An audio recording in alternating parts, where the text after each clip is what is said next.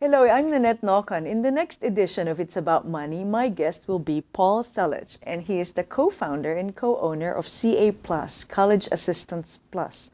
And stay tuned so you could hear our conversation about college planning.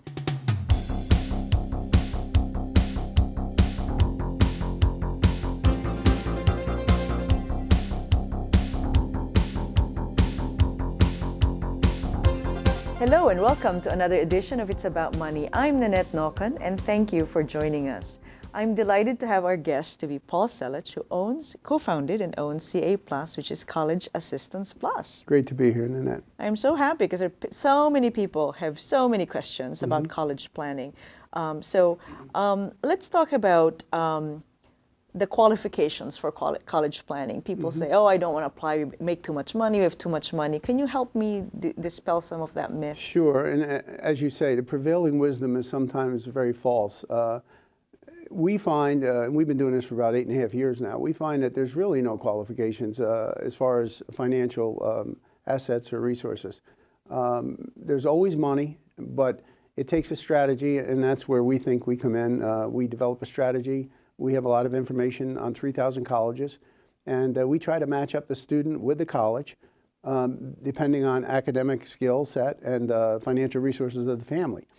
I think we have a mantra, and that is never let a 17-year-old drive a $150,000 decision. And we find the emotion many times takes over. So if you can eliminate the emotion and bring information to the decision, usually you make a more prudent financial decision. No, that's actually, you're absolutely right. That's a great metaphor because it's that big of an expense for many people. Well, we say, Nannette, that it's comparable to buying a house or planning for retirement, and you go to experts for those two things, right? You would go to a realtor for a multiple listing service and helping you find a home and qualify for a home. And of course, you go to folks like yourself for prudent financial planning. But it's funny, people think they can do college on their own, and it's equally as big of a financial investment. So we think it makes sense to use an expert. Yeah, that's fantastic. How are financial aid packages determined? Well, it's more of an art than a science. I think from the college's vantage point, it's incumbent upon them to portray the college financial packet as a formula. But we find that there's a lot of non-formalization as part and parcel of the college financial aid package. In other words, some of the outliers that go into play here would be the size of the endowment of the college, the attractiveness of the student, the financial resources of the family. Does the student have any unique skills like athletic skills or music skills? So every college is looking for a composite. And sometimes, generally, people don't understand that. One of the things we've learned from doing this for 8.5 years and over multiple thousands of clients is that sometimes the best financial aid packages are given by out of region colleges. Like, for instance, we had a young man. Our offices are in Honey Falls, and we do a lot of our clients are from the General Motors fuel cell plant out there, and many of those young people want to be engineers. And one of the great engineering schools around here is Clarkson. And we always say, that's great, apply to Clarkson, but we're going to ask you to apply to some schools that you may not have heard of. And one of our clients just recently applied to the University of South Dakota School of Mines. And he ended up going there. We let them make the decision, but basically he's going to the South Dakota, University of South Dakota School of Mines for 4 years for what 1 year would cost him at Clarkson. And the reason being is they don't get a lot of young people from Western New York applying to South Dakota. So it's an attractive fit for the college. I see what you mean. So many colleges might be looking at diversification of their profile of their student. Well, my oldest son went to a college in Pennsylvania, and I've been a benefactor of that school through the years. And the president wrote me a letter last summer saying, we're so proud about the fact that we have kids from 37 states. And I'll bet you the other people read that letter and said, isn't that nice? I read it and said, wow, if you're from one of the 13 states that don't have students, that might be worth something if you're insightful enough to ask for it. Yeah, that's a good point. Only you would have that perspective. Sure, but that's a very good insight. Now, one school said they would meet 100% of the need. What does that mean? Well, it's interesting because there's a lot of vernaculars in the college financial aid process that don't mean what they say, if I can use that phrase. For instance, there's a phrase, well, colleges call loans financial aid. And I always say when I speak publicly, and I do all over the country, nobody calls your mortgage financial aid. But this is one of the few industries where loans are called financial aid. And there's another faction that comes into play here. It's called the expected family contribution. That is a derivative of the adjusted gross income of the family. And if I said to you, Nannette, what do you think the phrase expected family contribution means? You would say, well, that's how much you're expected to pay for college. That's not what it means. It's a plug number and a formula. So what you do, you take the total price of the college. So let's take John Fisher, $38,000 a year, room, board, and tuition. And this is a family making, say, $90,000. That equates to a $22,000 expected family contribution. You subtract the 22 from the 38, and you get $16,000. That $16,000 is the need, student need or remaining need. That is what that particular anecdote that you said, that 100%, they would meet 100% of that need. Now that doesn't mean they give you $16,000. It could be $9,000 in loans and $7,000 in grants and scholarships. So what we try to do is maximize the grants and scholarships, the free money, minimize loans. The reason we do that is because, as you know, because you're you know, in the industry, there's $1 trillion of student debt, $1 trillion. And Nannette, I'll tell you something. You've been a financial advisor for a long time. I have never seen people so cavalier about incurring debt as they do as part of the college process. It's almost like, oh, I use the phrase or the visualization. The same people that will run around and go to 5 different banks to get a quarter of a percentage point more, less, I should say, on their refi, sign up for a 9% college loan when there's 3% money out there. Yes, isn't that amazing? I think it's a kind of a draw. Oh, college, I've got to pay for college. Well, we all feel guilty, you know. There's like, we want the best quote for our children, and the best many times is not the most expensive college. So do you think the government should have a bigger role in funding college? Well, you've hit a hot button with me, because I really believe that as the government becomes more involved and offers more aid, colleges just use that to raise the price more. And to my point, colleges have gone up 300% in the last 30 years. They go up average 6.5% a year. And the only reason they can do so is because of the availability of college loans. So if the government gets more involved, I think the converse will happen. I think the colleges will just ride that involvement to higher and higher prices. In fact, I did an analysis a couple summers ago. If federal aid went away, all colleges would be forced to lower their prices 30%. Oh my goodness! It's a huge you know, supplement. So really, that's probably the switch that would start when we would start seeing the price of college tuition go down. But that's probably not likely, huh? No, and that's a good point that you make, because I think I get asked all the time, when are colleges going to start lowering their prices? And my answer is never, as long as we keep borrowing the money we're borrowing. In fact, one of my clients has a daughter at NYU. NYU in Manhattan just raised their prices to $69,233 a year. Now think about that, Nannette. That's a $300,000 bachelor's degree. Yes. That's beyond the pale. I have a 7-year-old grandson in Baltimore. By the time he's ready for college, the U of R will be $78,000 a year. That's a lot of money. It is a lot. And it's hard to outsave that. You know, it's hard to keep pace with that savings amount. Sure. You'd have to, yeah, right, really delay having children and start saving as soon as you graduate yourself from college. Exactly. Should a couple or family ever doubt the financial aid package they get from the Oh, absolutely. I use the analogy, you know, if you were going to go buy a new car, you'd go to a car dealer and there's a sticker on the window of that car. Well, most people are prudent purchasers when it comes to cars, and they'd say, okay, that's the sticker price. What can I buy it for? We use the same approach in looking at the first financial aid package. To us, that's the beginning of negotiation. I see. Now, colleges don't like to use the term negotiation. They like to say appeal. What do you mean? They like to say appeal, but that's the right but it's terminology. one and the same for us. I see. So they really shouldn't just take it as it's given. Oh, it should be absolutely not. In fact, you know, most of those packages are done by a formula. You know, you have somebody in a room with a matrix just saying, okay, here's the box you fit into. And I believe it's incumbent upon every parent to make their personal situation and needs known to the college. But you can't do that verbally. You have to do it in writing, because colleges tend to be very bureaucratic. You know, it's hard to get. I use the analogy. You would never go to the postal clerk in the post office to try to adjudicate your IRS tax situation, right? So college, you have to go to a high level before you get responses. Interesting. And you got to do it in writing. And when do you actually say, okay, this feels good, it's a fair financial aid package, I'll go for it? When do you? Well, what we feel that it's fair when it comes close to that discounted price. Now, we have a proprietary database that I alluded to earlier.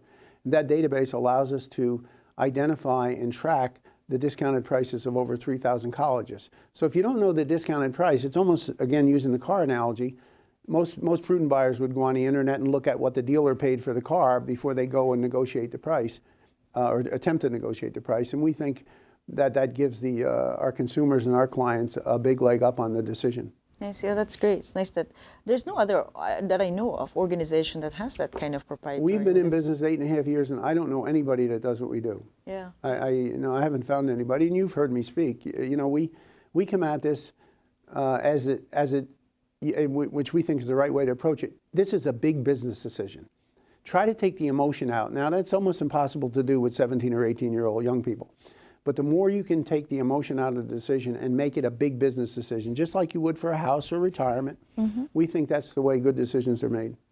That's great. Now, what about college admissions? What is the #1 fact that families should know about college admissions? Well, another great question. And there are 4 things that colleges look at. They look at your GPA in high school, your average, and the degree of difficulty at a high school. So we're blessed around here. Monroe County has the greatest schools. I mean, that's one of the reasons my wife and I decided to raise our children here, great school systems. Second thing is the SAT, ACT scores. Thirdly, it would be the admissions interview. And fourth is the admissions essay. So we work with families on every facet of that, and you can always do things to raise every function of that. Now, the interesting thing about GPA is something comes into play called contemporaneous peer ranking. What I mean by that is this: if you go to North Rose Central School, high school, a graduating class of say 70 young people, it's going to be easier for somebody to be the valedictorian, the #1 graduate of that class, than it would be somebody at Fairport, which has a huge population of graduating seniors. So what the colleges do to level that playing field, they say, okay, we're going to measure you against your contemporaries. And said another way, if you go to St. John Fisher and graduate at the upper 5% of St. John Fisher, and I go to Harvard or Yale and graduate at the median level of Harvard or Yale, we are equal. You're more attractive to grad school than I am if our GREs are equal, if our graduate admissions exams are equal. Most people don't realize that. The common or prevailing wisdom is if I go to Harvard and get a degree from Harvard, everybody's going to beat a path to my door for my master's degree. That's not the way it works. And if you understand that, it's another facet of making a good college decision. That's interesting. So in a lot of ways, if you go to a smaller school and excel, you might... Exactly, okay. Exactly. And it works that way for high school too. And sometimes you can't change, but it's very hard to excel at like a big school like Fairport, right? Because the competition is so keen. So you talk about those 4 things. How do they make the selection? I mean, they look at the GPA and all that. Well, that is where the art comes in. I mean, they're looking, every college tells us the same thing. We're looking to build a class, an incoming freshman class that reflects the community. So we want some soccer players, basketball players, musicians, academically gifted students. And it's interesting, but a lot of it comes down to the personal interview. And that's where I think we really help a lot, because we meet with our clients, we meet with the students. We try to teach them how to control the interview. When you're 17 or 18 years old, and you and I have done a lot of interviews, but when you're 17 or 18, that can be a very anxiety-filled situation. And what we try to make the student understand is that the person interviewing you may be as nervous as you are, and he or she is writing notes as fast as they can. So they're really not paying a lot of attention to what you're saying. So you need to control the interview. Make sure your personality, your experience, your character comes across. And that can be a big tiebreaker. And I bet not too many children or students prepare for an interview. They don't. Role playing and stuff. And that's true. And I think with the advent of cell phones, IM, instant messaging, people are less comfortable, in a conversational mode, and that's really a shortcoming. We say don't speak like a 17-year-old. Don't say and that. Try to get that out of your vernacular, at least for the interview. That's great. Paul, we'll take a quick break. Sure. I'm Nannette Nocon. We'll take a quick break. My guest is Paul Celuch. We'll be right back.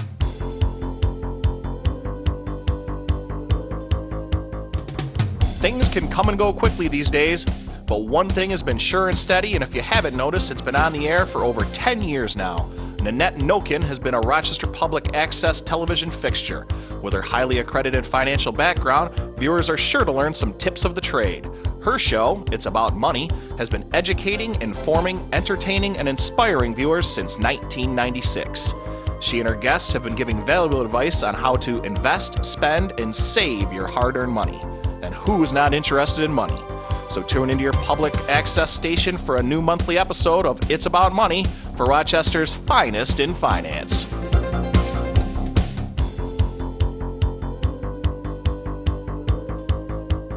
And we're back. I'm Nannette Nocon. My guest is Paul Celuch. He's the co-founder and co-owner of CA Plus, College Assistance Plus. We're talking about going to college and paying for that big, big nut.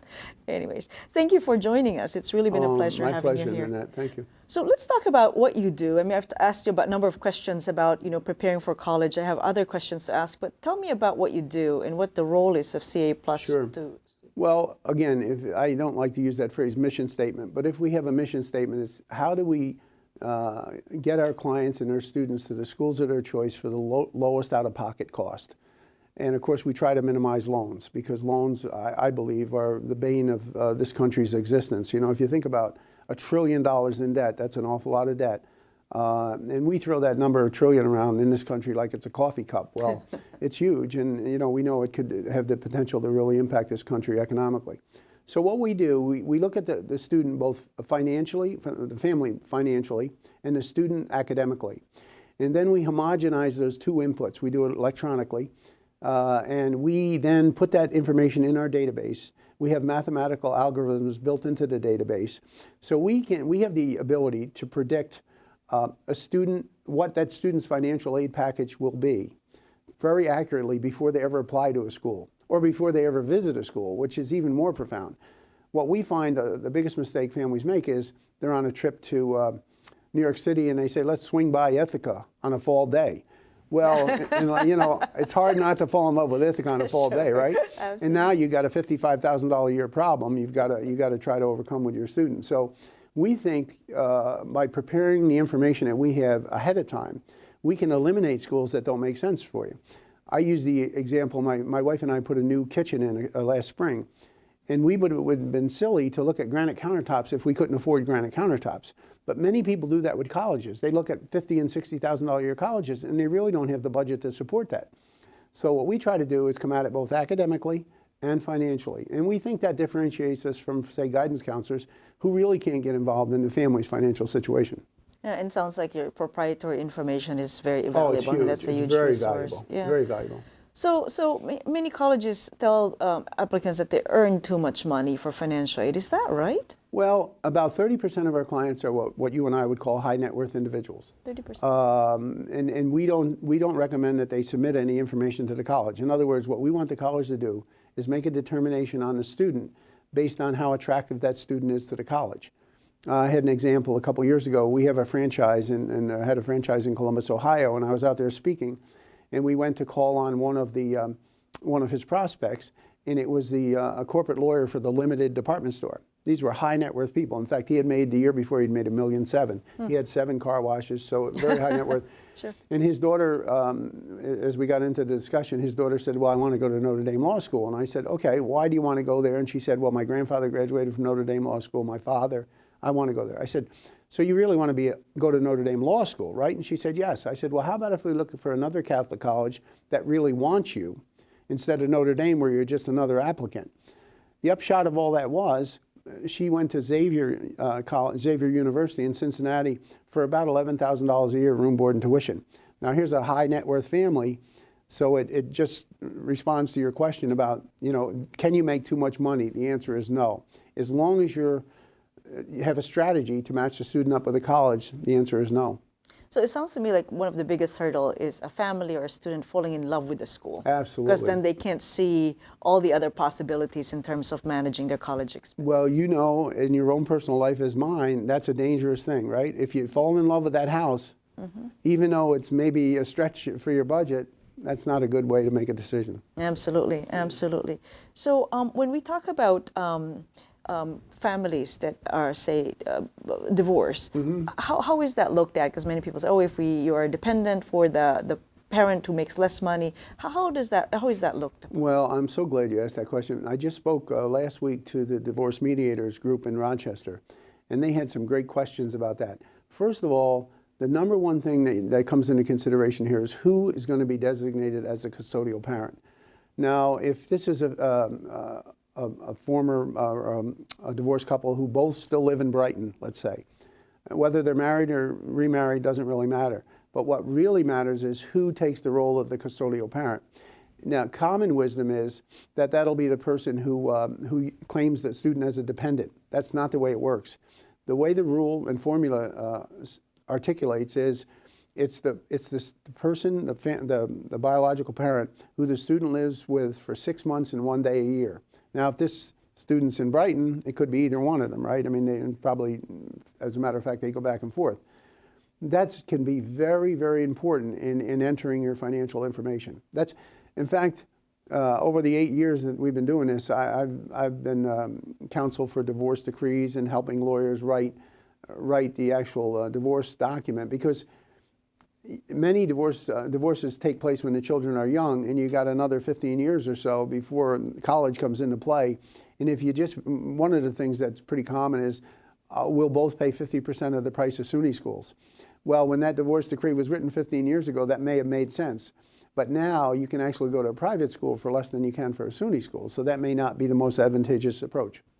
Interesting, because many people think that SUNY school or private school. No. That's, it's well, a price issue. actually, as you and I both live here, and we know the tax burden in New York State, that should be one of our great benefits. But SUNY schools are now so overwhelmed with population, and the average SUNY school is a 5 to 6 year graduation time.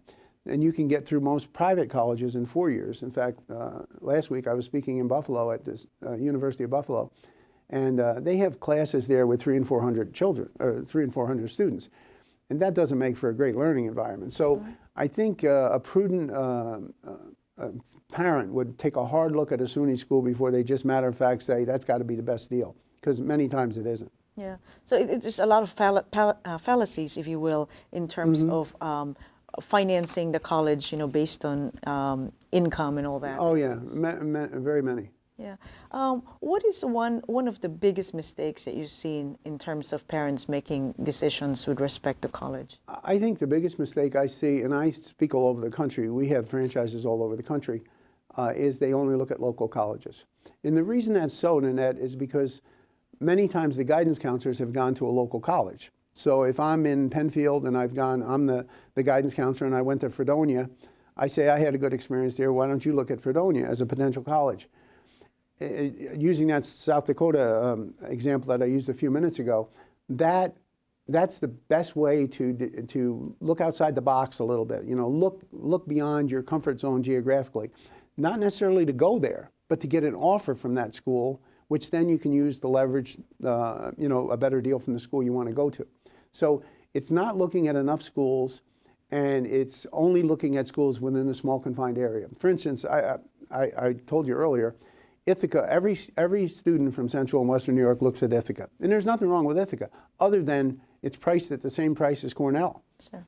And Cornell's an Ivy League school. Ithaca is a moderately selective academic school. Not a bad school, but they charge $55,000, and you can go to Cornell for $55,000. So there are better deals if you look around. Sure, I see what you mean. So that's great. What is the #1 goal that you think parents should have with respect to college selection, helping their children with that? I think the #1 goal should be, is it possible for my son or daughter to get a job with the degree he or she is going to get from this college?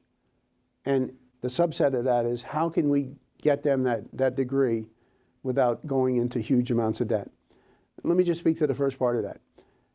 Of the students who graduated in the last 2 years, 50% are unemployed or working in jobs that don't require a degree. And you're a financial executive, and it's horrific. No parent ever aspires for their kids to go to college and then move back home. And one of the guidances we give is that if you visit a college, make sure you visit the career placement office. And if the people in the career placement office are the previous year's graduates, That's not a good career placement office. Yeah. And that happens all the time. So you really need to drill down when you visit a college and ask them specifically what they're going to do to help your son or daughter get a job. Because there's really, I think, a dichotomy in goals here. When we as parents send our sons or daughter to college, we think they're going to be prepared for a career. The college, on the other hand, feels when they walk across that stage and get the diploma, their job is done. Now they become a donor contributor. And that's a big disconnect. And I think it's manifesting itself in the statistics we see today. We're very high on RIT because RIT has a tremendous internship co-op program. If a college does not have an internship co-op program, it's hard for a student to gain traction in a career field. And the other thing we try to do is portray and give a lot of wisdom to our clients and students about what can you do with that degree. I met with a family earlier today, and they said their daughter wanted to major in medieval history. And I challenge them. I do the same thing with young people who want to major in performance. You know, we were talking about Jiva earlier. I said, the first thing I ask a young person who wants to major in performing, you know, dancing, singing, acting, I say, are you a good waiter or waitress? Because you know, Nannette, you deal with a lot of the professionals. It's a tough career field, and you spend a lot of downtime. So you really need to be, it's great to follow your passion, but if that passion doesn't manifest itself in a productive career, what have you done? Right, that's right. So really it's like an economic decision that extends beyond the 4 years. Absolutely. So they really ought to be thinking about, number one, like you said, the value of that education, and then how much are you putting into that education, and are you prepared to work? Well, and one other point I would make, to coattail on your comment, is your terminal degree is going to be the degree that's really worth the investment. So if you're going to be a doctor, it almost doesn't matter where you go to undergrad school. I mean, you know, how many doctors, I always say this, how many doctors have their undergrad degree up in their office? It's always the degree where they, you know, the school where they got their medical degree. Sure. That's the degree that's going to launch your career. So we think it's a fool's errand, that, a la my story about Xavier and Notre Dame. Why would I pay $250,000? I'm not denigrating a Notre Dame degree. There's a lot of pizzazz with that. But why would I pay $250,000 for a Notre Dame bachelor's degree when I can go to Notre Dame Law School, and that's the degree that's going to launch my career? Yeah, that's right, that's right. And you also talked earlier, a few minutes ago, about being able to use a financial aid package from a school to try to absolutely leverage another school, sure. Yeah, I think it's phenomenal. It's just so many people think, okay, this is what my child wants to go. They have a safety school. Of course, we hope that they go to school that they want, and then we'll just find a way to finance it. Find a way, and that's why we have $1 trillion in loans. Yeah, I mean, right. I see, and you know, you're a prudent financial executive. I see people who have, well, in fact, I had somebody stop in the office the other day. A friend recommended that they talk to me. This was a gentleman who worked for the post office. He was 55 years old. He made $50,000 plus a year, and he just refinanced his house. And the credit union said, did you realize you have $170,000 in student loans that you co-signed for? He wasn't aware of that. And I can tell you, I've seen intelligent people have come in with the same stories. Because when you sign for college loans, many times you're just signing a master promissory note on the bottom of a financial aid package. And I've had people argue with me, I never co-signed for the loans. Well, no student, other than federal Stafford loans, which are in the student's name, any loan beyond that has to be co-signed by a creditworthy individual. So it's got to be an adult. Yes. It's amazing to me. And as I say, I've never seen people so cavalier about borrowing money as they are when it comes to college. It's amazing. So when people want to get some advice on this, should they start when they're in junior? Sophomore and junior year is the best year, because if you remember, the senior year is very compressed. Yes. You really need to have your ducks in a row and know what colleges you're applying to by Thanksgiving. So if you go back to school Labor Day in your senior year, that really compresses the process. That's why we like to start in the sophomore and junior year. That's great. Gives us time to, in an unhurried way, to visit schools that we think make sense. That's terrific. So in terms of making college decisions, just be mindful of it. Seek out the services of companies like yours. We would hope so. Thank you, Nannette. Thank you for your time, Paul. Oh, I really appreciate it. It's always great seeing you. Same here. And thank you, our guests, for joining us. I wish we had more time to talk about college planning. My guest today is Paul Celuch of CA+. I'm Nannette Nocon. Until next time. Thanks for tuning in to today's show.